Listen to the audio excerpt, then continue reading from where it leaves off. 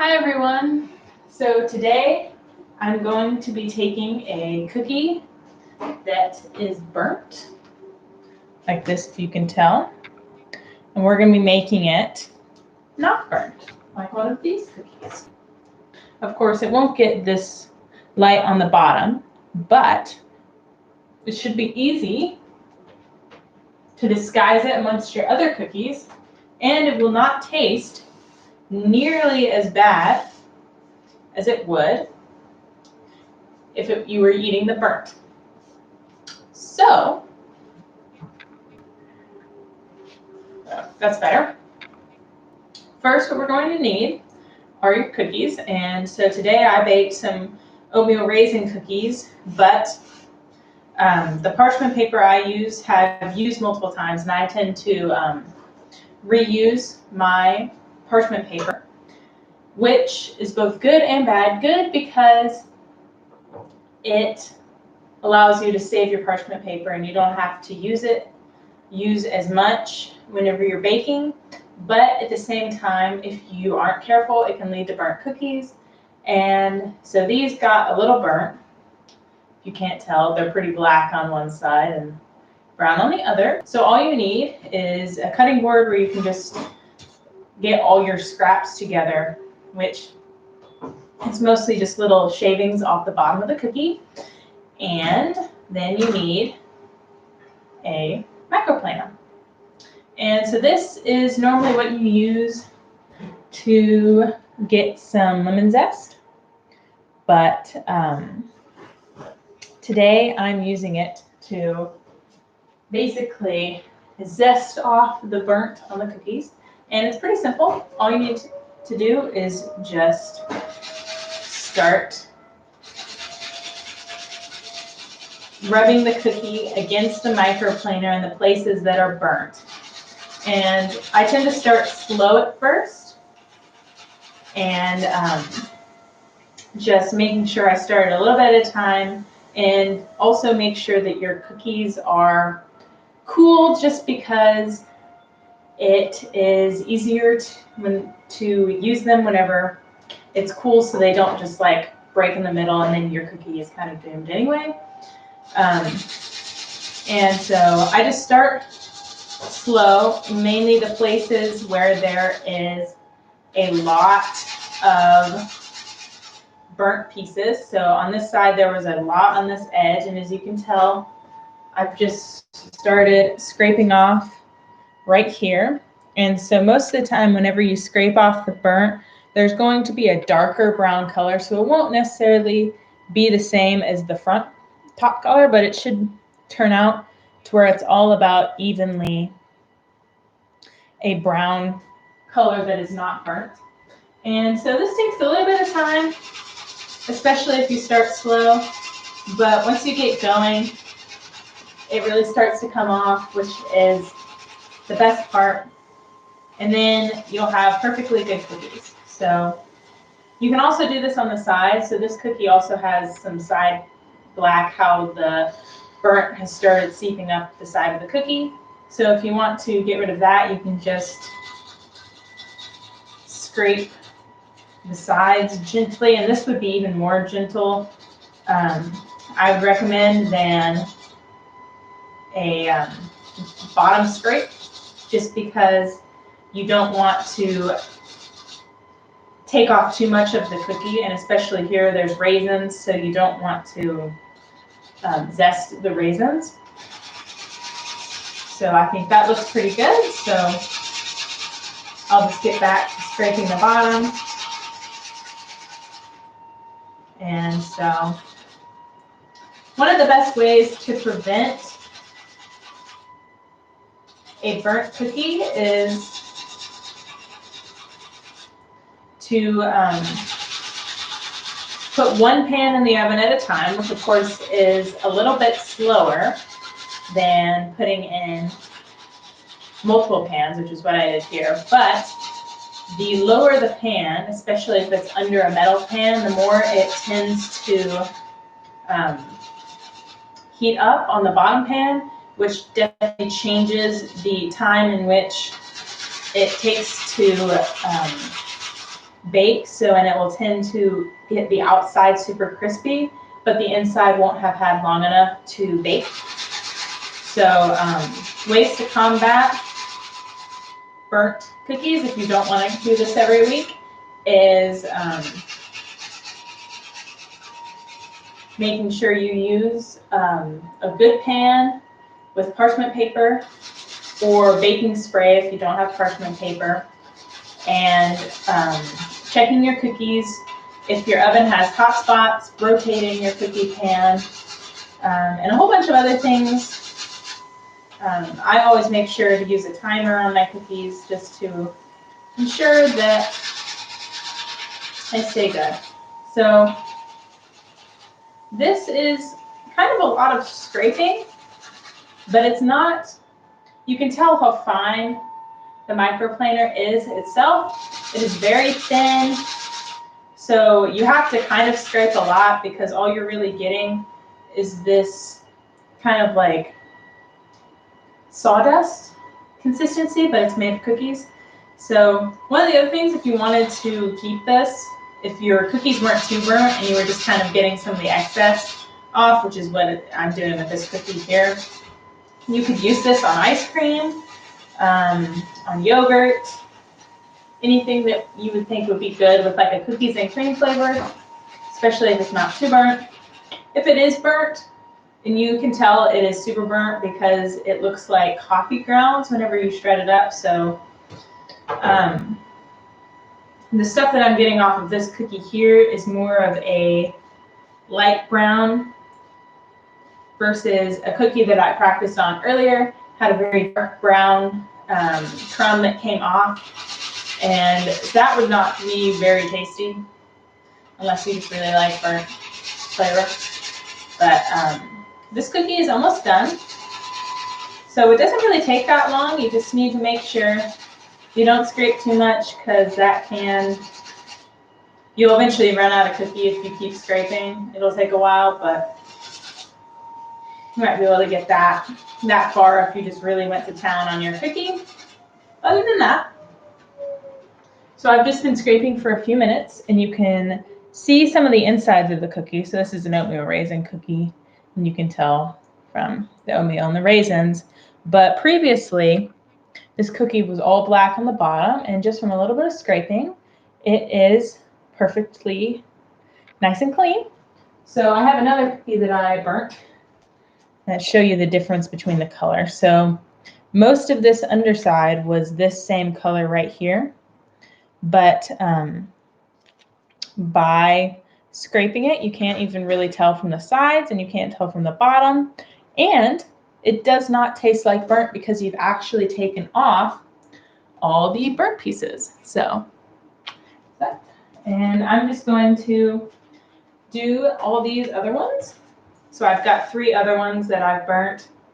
I didn't fare so well today on making my cookies, but yeah, that's basically it. One other tip I have for this is if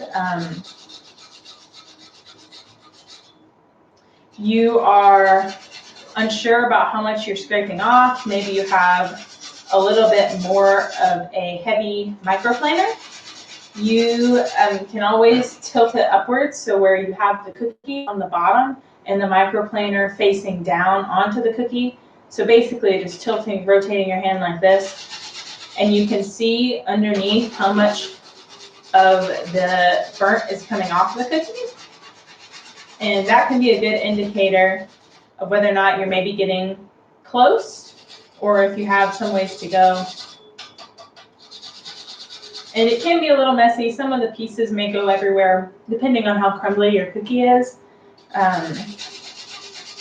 But that's why I recommend having a cutting board or having something in which you can hold the crumbs and tap off the microplaner if it's getting a little clogged from the burnt pieces.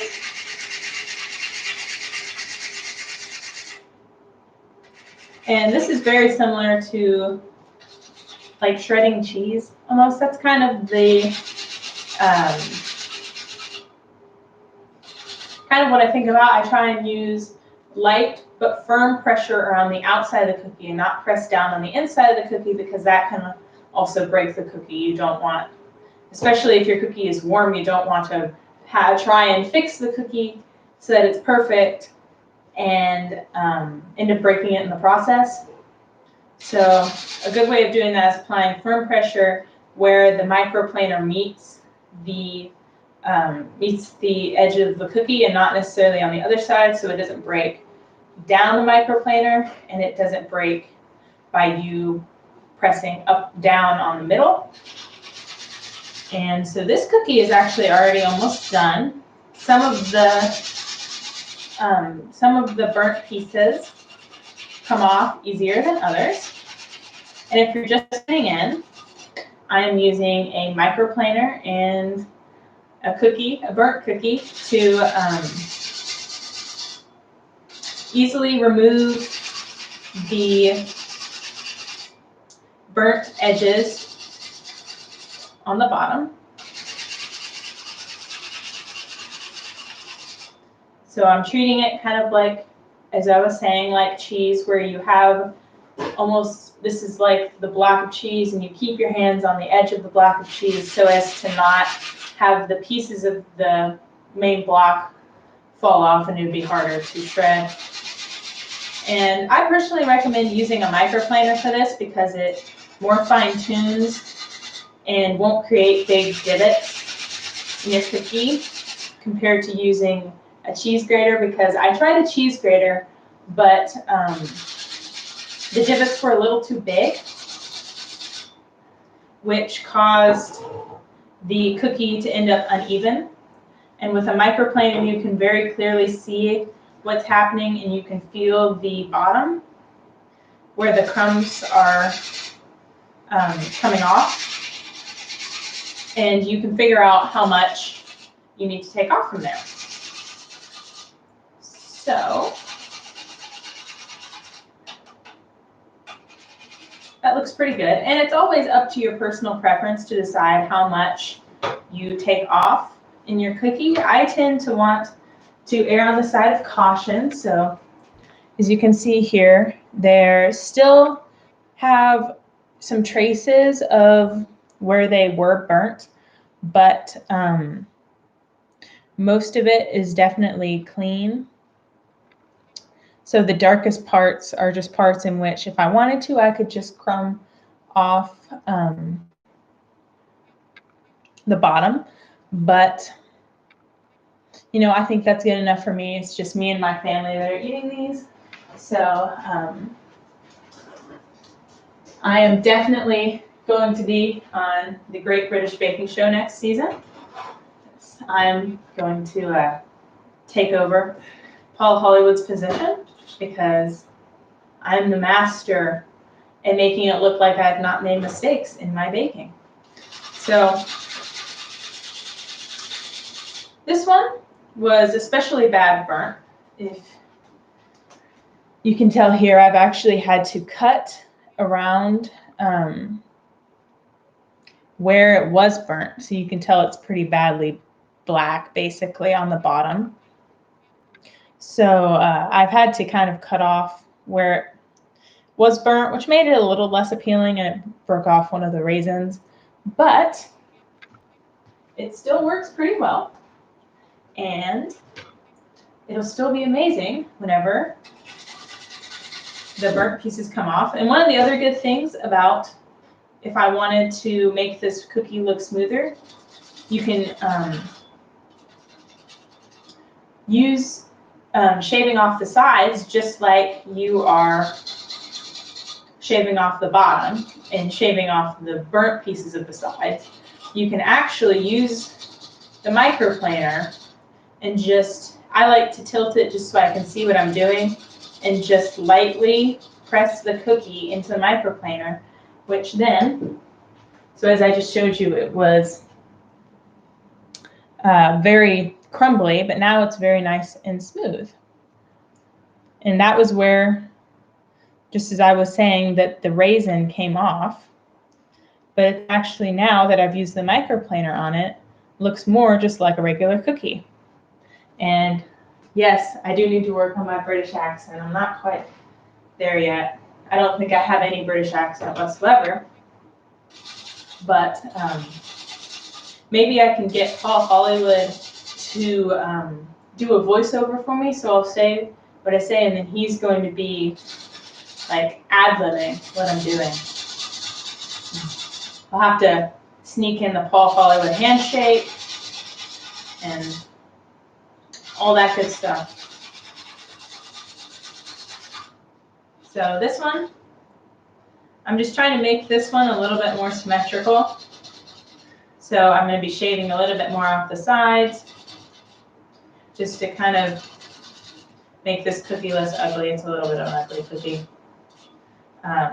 And that's definitely something if you wanted to make your cookies perfect for maybe a party or a wedding or a gift, and you felt like you kind of had some misformed cookies, you can always use this trick on perfectly nice cookies, maybe not necessarily burnt, and just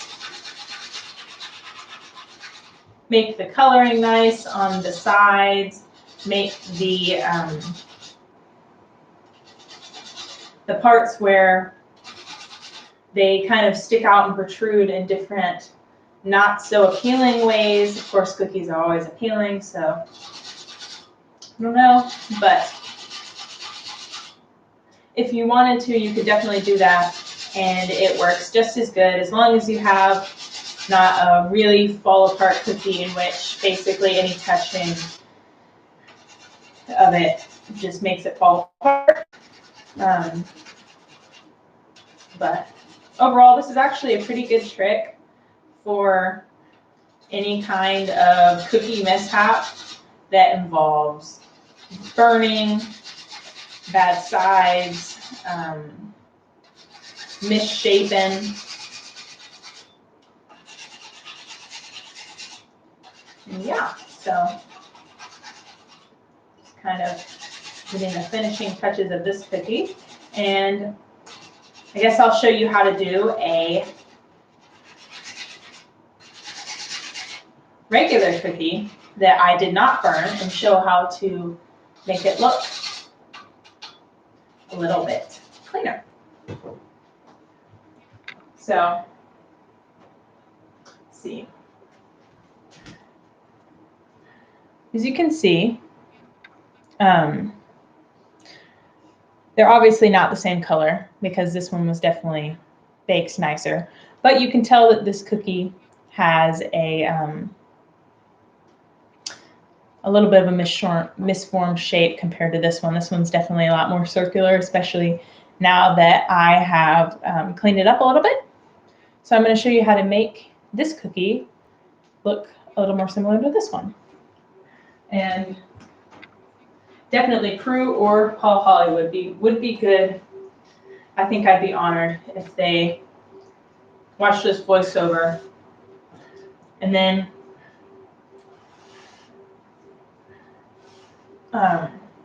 did a remake of it. That would be really cool. I think I may have to look into the producers and look at that. And definitely a microplaner is a really good tool for zesting lemons, zesting limes, Parmesan. It's really good for that too. And so this one is called the Microplane brand, you can see here. And I think they have all different shapes and sizes too, not just this one. But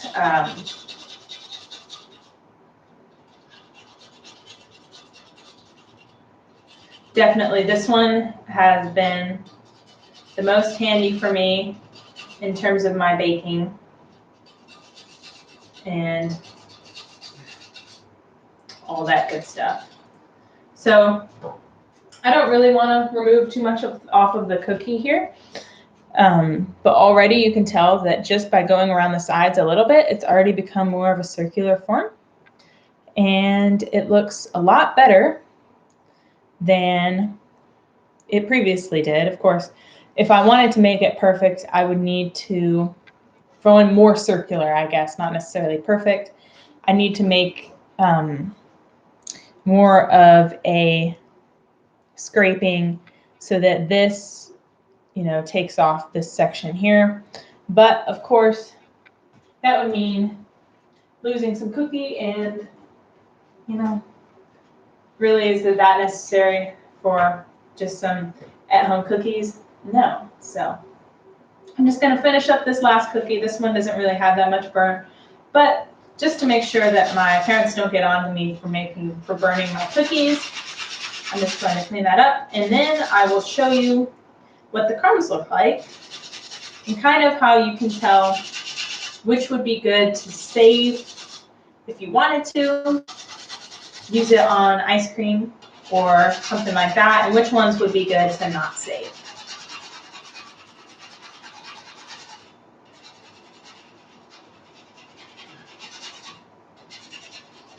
So,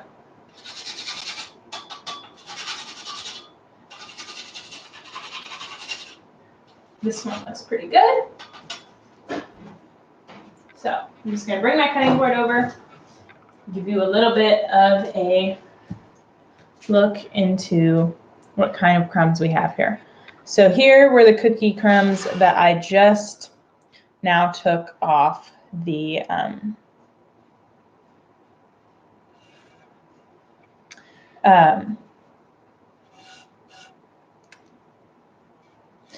just off the cookie here in the previous cookie.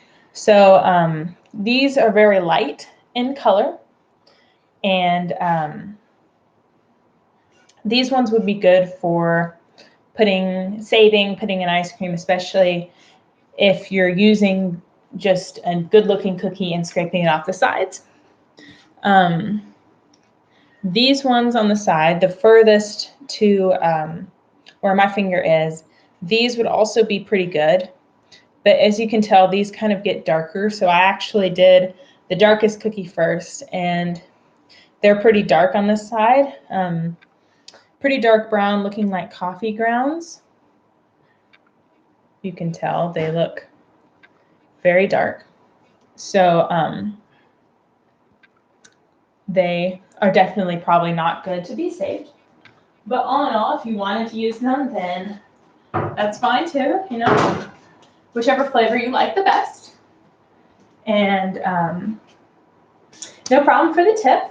And that was pretty crazy that you were baking bread while I was making a stream. I was just making cookies, and I originally was going to do baking videos where I was going to live stream me actually baking, but then I realized that that would be a lot of wasted time, and I don't think anyone would want to watch 4 hours of me baking where there's only 30 minutes of actual things happening.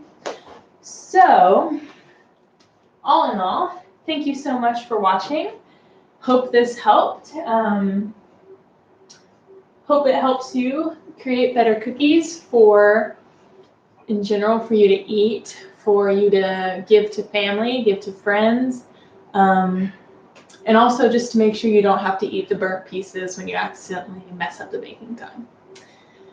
See you later, and hope you enjoy. Bye.